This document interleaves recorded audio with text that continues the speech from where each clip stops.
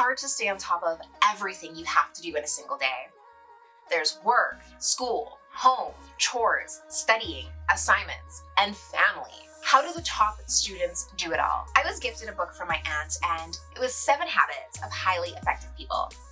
This book really resonated with me, and I feel like it really helped me to understand how to be more productive and to be more effective in life and business and even in my personal relationships. Today, I want to discuss another set of habits. These are my 7 habits of highly effective college students. By the way, I'm Terrell, and this is Absolutely Studying. I bootstrapped my way through university while juggling a full-time job and a family. It was tough. And so I want to pay it forward. I want to supply you with all of the resources and support you need to flourish in your academic career. Today, we are talking about habits of highly effective students. We are going to streamline all of the information on how to do better in school and create a 7-point checklist on how the most effective students do it. Let me know one of your time management tips or study hacks in the comments below. And while you're down there, pick up my study planner. It has more than 20 study activities that you can use and track throughout the entire semester. But now, let's get effective.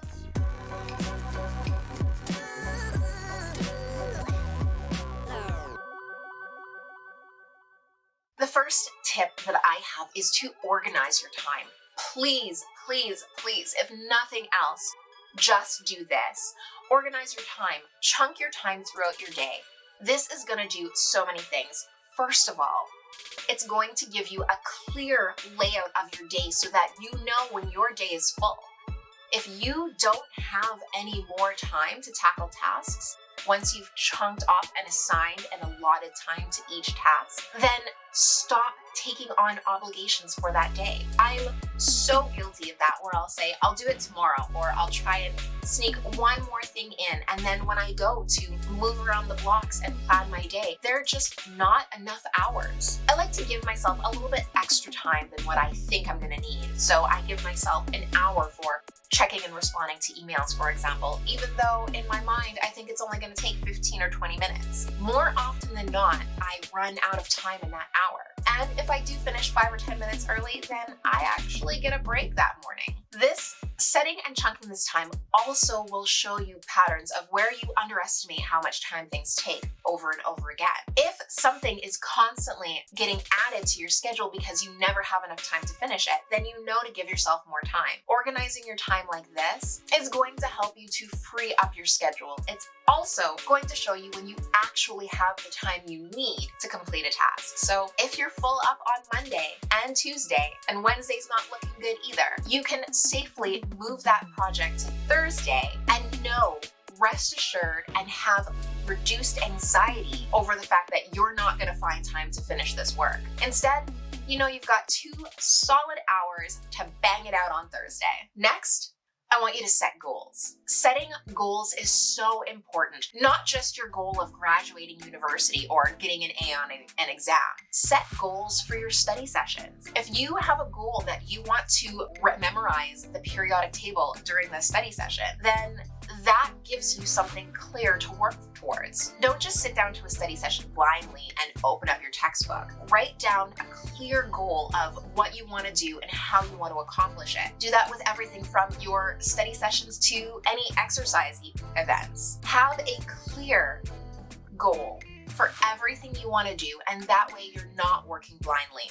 You'll know how to start, you'll know when you're finished, and you'll know the path to get there. Next, create a plan. This, again, goes for so many different things. Let's take that study session, for example. If you have a 2-hour study session and you want to memorize the periodic table, how are you going to do it? Are you going to do flashcards? Are you going to do word problems? How do you want to work with the information to get your achieved goal? Create a plan. It's the same with everything. You have a plan to get that degree, you have a plan to get that job. Make sure you work out each step to that plan so that you can tackle it individually and make progress. Making a plan setting goals and achieving those goals shows you the progress you're making and keeps you motivated to do even more. Number 4 is to reframe and focus on the positive. We talk a lot about self-care and burnout and actually being kind to yourself. And this helps you to be an effective person too. When you are positive, you believe you can do more. You have confidence in your actions. And if you don't now, keep on doing it and you will. Staying on the positive side is going to help you feel better about the progress you've made and your ability to make even more progress. We have an entire video on negative self-talk versus positive self-talk, and I'd really like you to take a look. I'll link it up above in the description and down below in the comments so that you can see the different benefits and downfalls of negative and positive self-talk and how it can help you even if you don't believe it. Staying positive, helping yourself manifest the win, and focusing on the good is going to keep your spirits elevated. And if it doesn't now, over the course of time, it will help. I'm not saying that this is the only thing that helps. Obviously, there are people that suffer from depression and anxiety. I'm one of them. I often suffer from anxiety, and it is something that's hard to tackle. Staying positive does help me, and I understand if a simple smile and a kind word isn't enough to break you out of it, but it's gonna help. It's gonna help a lot more than banging yourself down into the pits of despair that is negative self-talk. Again, check out that video. Number 5, progress over perfection. Never ever strive for perfection. That is a dead-end road that leads to self-doubt, insecurity, and depression. Perfection doesn't exist despite what Instagram and so many other social media outlets want us to believe. These perfect aesthetics of life just are not real. What is real is the progress that you can make from taking a clear and deliberate plan, making an action plan, and taking steps to work towards actual goals. It might not be perfect, it might not even be pretty, but it's progress, and that's what matters. Make progress. Create a goal. Work your plan and follow it. Before you know it, you're going to reach your destination and you're going to look back and you're going to see that getting a perfect mark on any one assignment doesn't matter. What matters is that you made the journey. You got there and you achieved your dream. Number 6 is streamline. Streamlining goes in so many different ways. Streamline your work, streamline your life. Just get rid of all the bulk and trash and all of those extra things. If you have an inbox full of spam, unsubscribe. If you have a desk full of junk, clear it off. Streamlining will simplify your life. If you don't have a streamlined study plan, pick up that study planner in the description and it will help you. Create a streamlined process for everything you do, from your morning routine to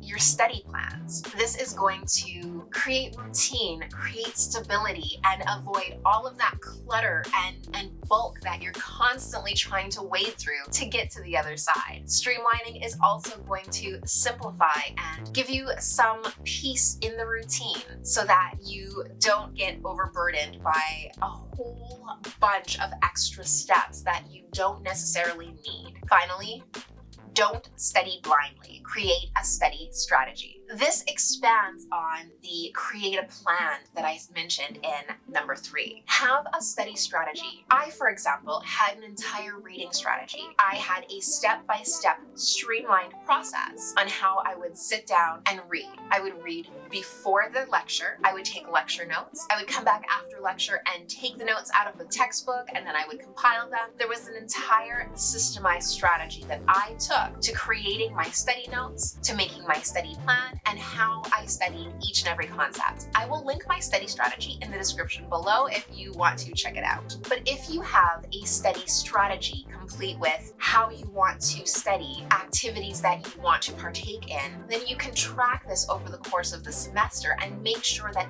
everything is studied thoroughly in multiple different ways so that you can make sure that you understand it on every level. The better you understand something, the less you have to rely on memory, because it will just be there. It will be in your head. You will know what to do with it. You will know how to work with the information so that you don't have to rely on brute memorization when it comes time to write your exams. Having this study strategy laid out ahead of time will help you when you actually sit down to do the study, because then you can simply look at what you haven't done yet and do that activity, regardless of what it was. If you don't want to write notes, you can do flashcards or do practice exams. I have more than 20 study activities listed in my study planner. If you need some suggestions, it's in the description below. Finally, I'm going to sneak in here with a number 8 bonus habit of avoiding procrastination. I know that seems easier said than done, but there is a strategy to avoiding procrastination. I have a full article on it. I'm going to link it below in the description and up above in the cards in case you need a few suggestions. But try your best to avoid procrastination. If you're deep in the pits of procrastination, try doing 1 or 2 minute activities that can boost you up and give you a little bit of motivation.